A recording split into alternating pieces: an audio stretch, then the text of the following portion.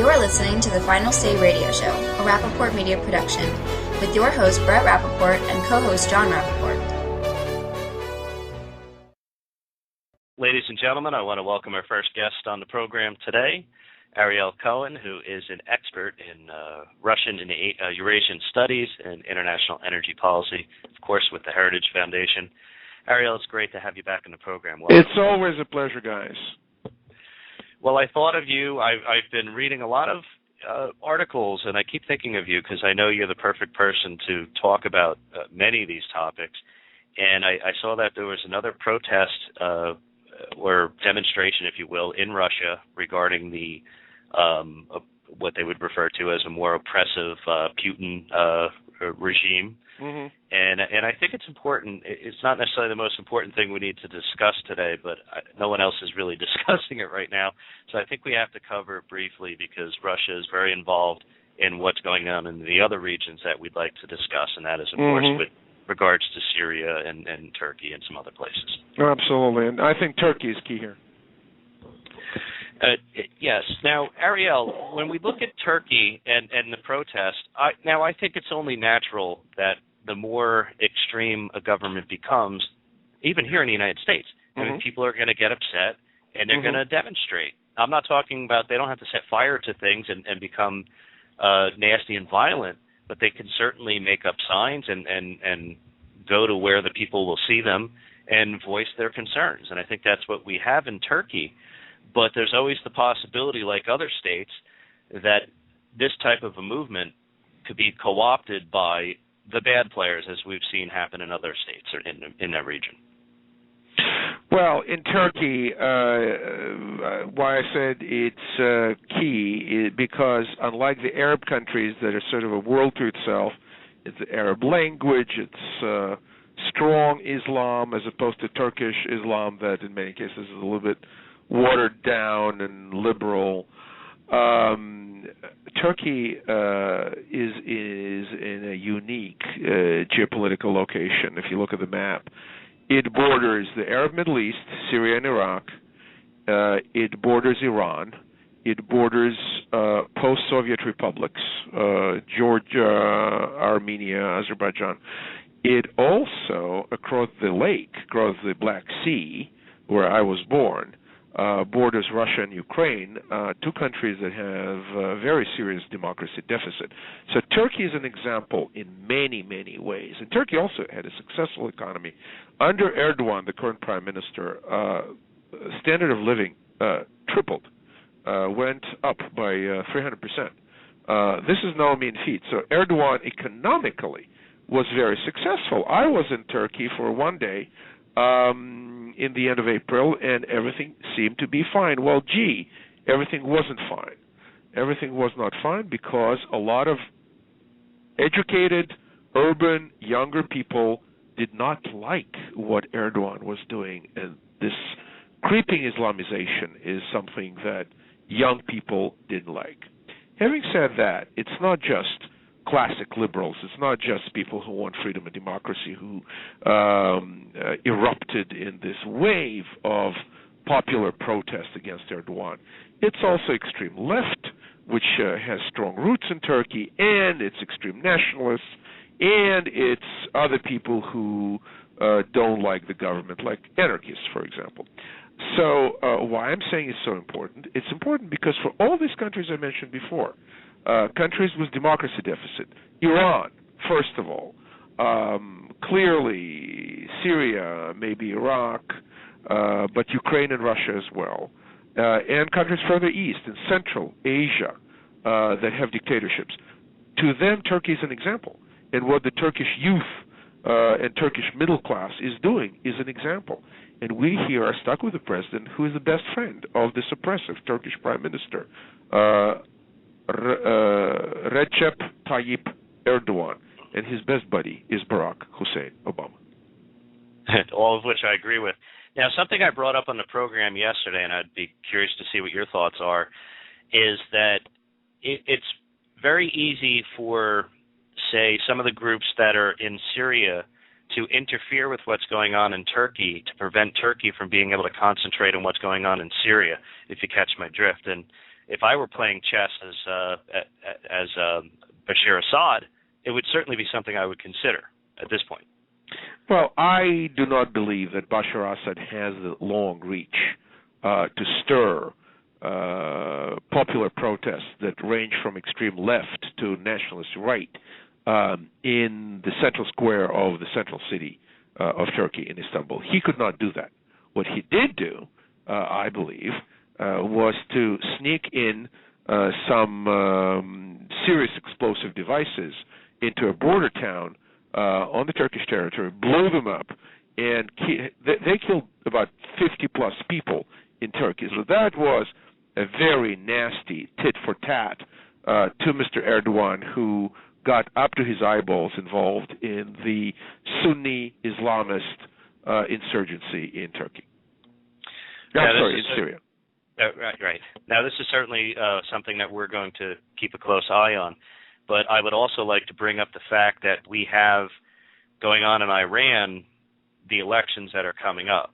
And I think that our administration isn't quite understanding what goes on in Iran, because as they chose not to participate in 2009 with the Green Revolution and those elections, at least voicing their opinion, today they seem to be voicing their opinion, not understanding that whoever becomes the new president of Iran will be the choice of the Ayatollah. It'll have nothing to do with... I think my 13-year-old Beagle Star understands that the Ayatollah, the supreme leader, is calling the shots. He has 3 candidates that are his appointees and are loyal to him.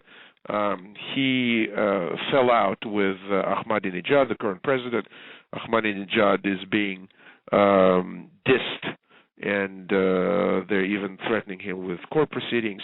Unprecedented rift in power in Iran. But more importantly, what this administration is doing is ignoring the will of the people of Iran. The people of Iran do not have representation. There are no women running for president. There are no secular people who run for president. There are no ethnic minorities who run for president. And there probably is not going to be even a reformist Islamic candidate to run for president. So representation to the people of Iran is denied by the religious dictatorship. And the Obama administration is mum about it. They're not saying a beep. And all they want to do is to negotiate diplomatically about nuclear weapons. And, of course, the supreme leader and all of the current candidates want Iran to get nuclear weapons. So I think the Obama administration here is failing the Iranian people. They're not supporting any democratic movement. They didn't support them in 2009, and they're not supporting them now. And moreover, they're failing the American people, because it's in the interest of the American people to bring that regime down. Yeah, this whole thing, Ariel, is so interesting from so many different perspectives. But what struck me this morning, I was thinking about this, that of all the people the president has apologized to, perhaps one of the people he should apologize to the most next to the Americans are actually the Iranian people for not helping them and actually probably making matters much worse for them during the failed Green Revolution. But even now, with the constant flow of news showing that there is no alternative, the Ayatollah is all-powerful, not just from a spiritual, but everything from industry to offices to the election cycle to who can run to who is marginalized, et cetera.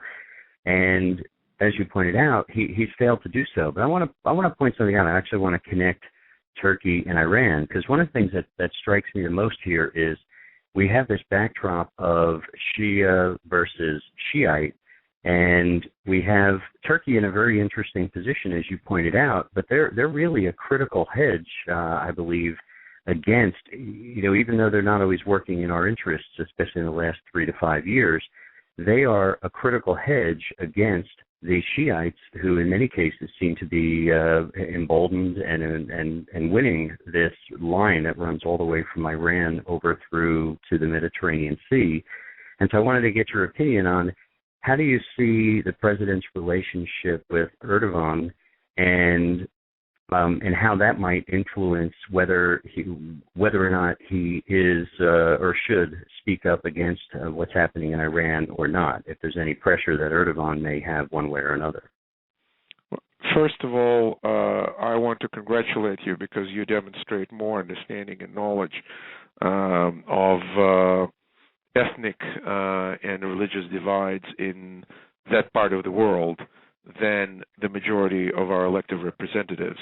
It is amazing to me how we fail, first, our kids who don't study history, who don't study geography, who don't study other cultures and religion in the rapidly globalizing world, and then when they grow up and get elected to Congress, they still don't know all these important disciplines and therefore cannot defend American interests around the world.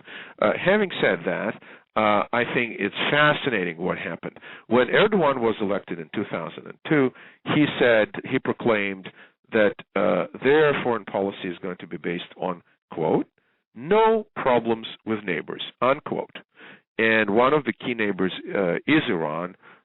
Turkey, or the Ottoman Empire, and Iran were at peace since the 17th century, and there's a lot of trade, and Iran also supplies some gas to Turkey, which is poor in terms of energy resources.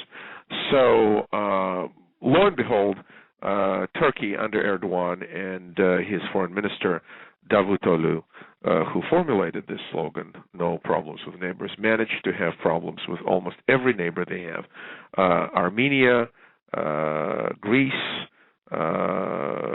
Syria, Israel, with whom Turkey had excellent relationship in the past, and now Iraq and Iran, because Iran and Turkey are clashing in Syria. Iran and Turkey are conducting a proxy war in Syria.